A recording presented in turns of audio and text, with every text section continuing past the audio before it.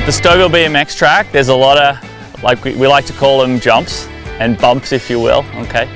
So if you come out to try the track, one of the first things you need to do is know how to pump the jumps, okay, to get over them safe. So we're going to use Emily's bike here as an example. One of the key things when you're coming up to the jump is you always want to make sure that your pedals are nice and level like this. One reason if you don't want them down like this is they'll hit the ground, okay, when you're going over the jumps. We want to be able to clear the jumps. So we want to make sure that our pedals are nice and level like that as we go over the tops of the jumps. First things first. Always make sure when you're riding the track that you're looking ahead and not looking down at your wheel. Okay, that's pretty important. So to pump a jump, basically it means taking weight off and putting weight on your bike. So as you're coming up the jump, you come away from your bike, looking ahead, and you get away from the bike and you get unweighted, we call it, or nice and light. As you get over the top, you can push the bike down into the ground so the wheels don't come off the ground. And that's what we like to call pumping. So we get nice and light and then we get nice and heavy, and we're trying to keep our pedals nice and level all the way through. As we come up to the next jump here, same thing again. We get nice and light away from our bike, and as we get over the top, we push down and get a little bit heavier down the backside so we can ride down the backside of the jump. That's called pumping. So we'll get Emily to do it for us.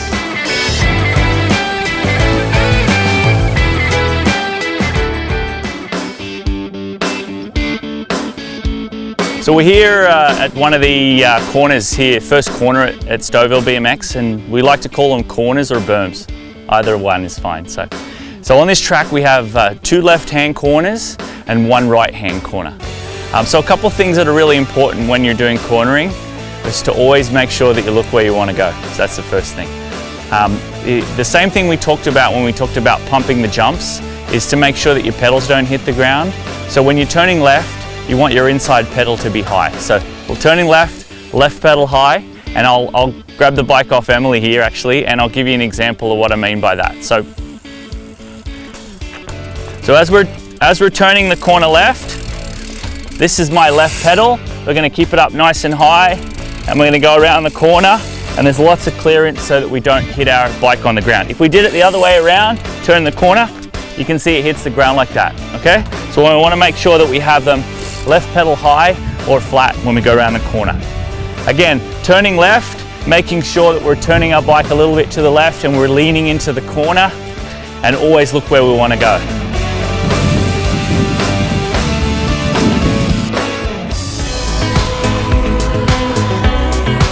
Next thing we're going to work on here is how to jump the bike. So a lot of people know how to do a bunny hop, try and get their wheels off the ground.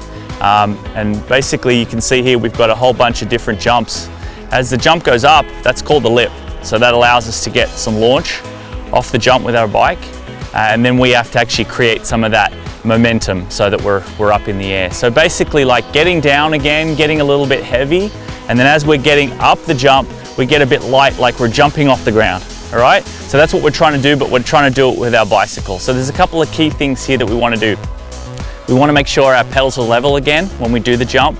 We're always looking forward, and as we're approaching the jump, we get down, we get heavy, and then as we're coming up to the top, we get light again. So that's how we sort of get off the ground. But again, we've got that advantage of that lip to help us launch, right? So Josh is going to give us a demonstration here of doing a jump over the tabletop.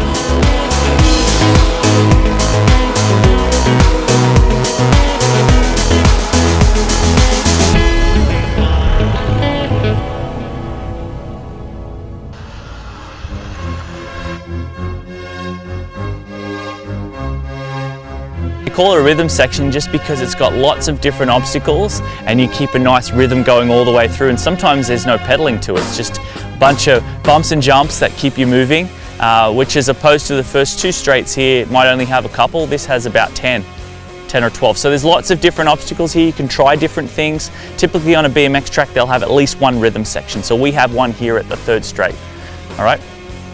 So as I mentioned on the other jumps, we're pumping the jumps, which is including keeping our pedals level and always looking where we're going. A rhythm section is great for that, and you can keep momentum by getting light and getting heavy all the way through lots of times. So we're going to watch Emily and Josh go through the rhythm section here.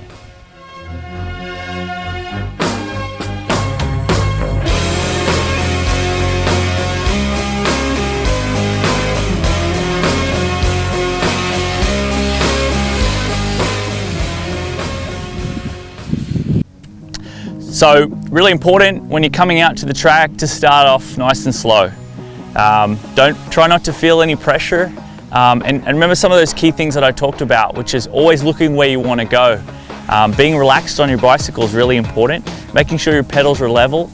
Making sure you don't grip the bike too tight. Just have fun with it, right? Maybe smile as you're riding around the track and enjoy yourself. So that's really some of the key things to enjoying your experience here. And just do it at your pace. Again, this track's open for people to come out and ride at pretty much any time. So you can just take it at your pace. If you want to do a little bit one day, then come back the next day. If you want to get more involved and you want to do some racing, then maybe look at the club option. But if you just want to come out and enjoy yourself, just do it at your pace and make sure it's nice and safe, and always wear a helmet.